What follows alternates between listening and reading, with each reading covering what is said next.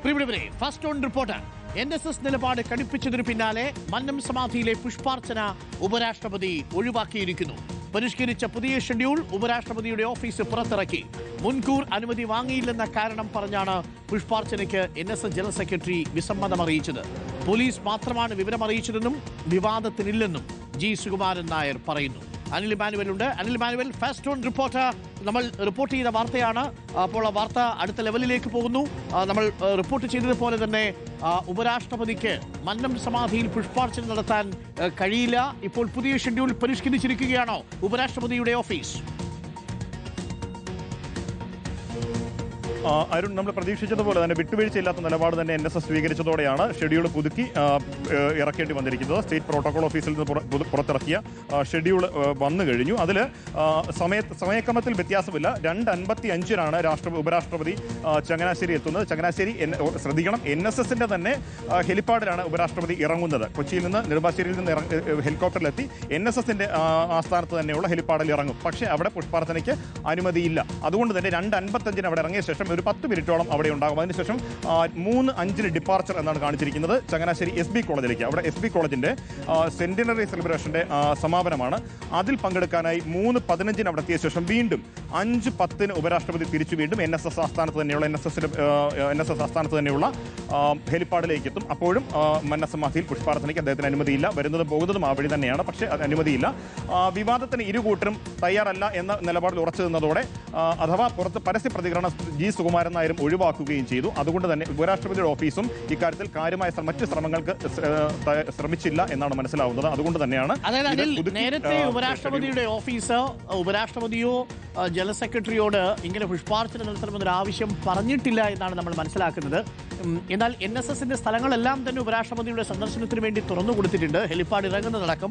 പക്ഷേ ഇങ്ങനെയൊരു ആവശ്യം സെക്രട്ടറിയോട് പറയാഞ്ഞതുകൊണ്ട് പോലീസുകാർ വന്ന് പറയുമ്പോൾ അതിപ്പോൾ നൽകാൻ കഴിയില്ല എന്ന തീരുമാനമെടുക്കുകയാണ്. നമുക്കറിയാവുന്നതുപോലെ നരസിംഹറാവു സർക്കാരിൻ്റെ കാലത്താണെന്ന് തോന്നുന്നു അന്ന് ഇതേപോലെ സന്ദർശനം ഉണ്ടാവുകയും പിന്നീട് സന്ദർശനത്തിന് വേണ്ടിയുള്ള തയ്യാറെടുപ്പുകൾ ഉണ്ടാവുകയും പക്ഷേ അന്നത് അനുവദിക്കാത്തതിനെ തുടർന്ന് വലിയ വിവാദം ഉണ്ടാവുകയും ചെയ്തു. ഇപ്പോൾ അത് ഒഴിവാക്കാൻ വേണ്ടി കൂടിയായിരിക്കും NSSന്റെ ഭാഗത്ത് നിന്ന് ഇങ്ങനെയൊരു നീക്കമല്ലേ? തീർച്ചയായും ഏറ്റുമുട്ടൽ ഒഴിവാക്കാൻ ഇരുപക്ഷവും തീരുമാനിച്ചിരുന്നു എന്ന് തന്നെയാണ് നമുക്ക് ആദ്യ പ്രതികരണങ്ങളിൽ തന്നെ മനസ്സിലാവുന്നത്.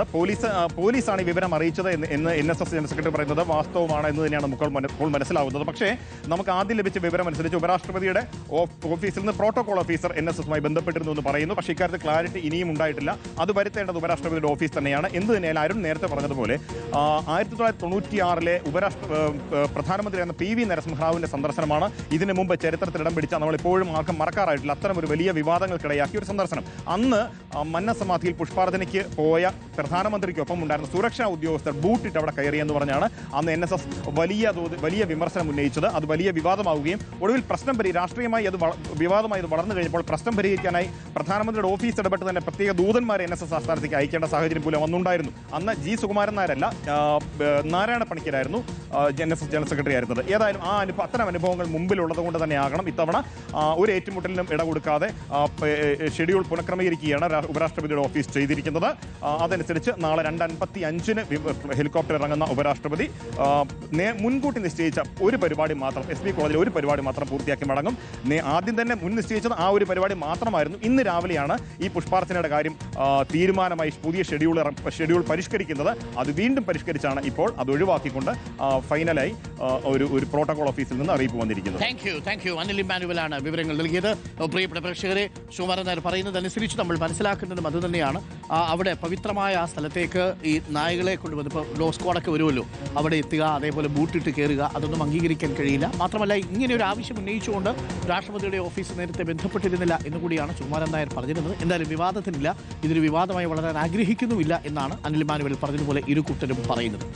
അപ്പോൾ നാളെ എന്തായാലും മന്നം സമാധിയിലേക്ക് ഉപരാഷ്ട്രപതി ഇല്ല.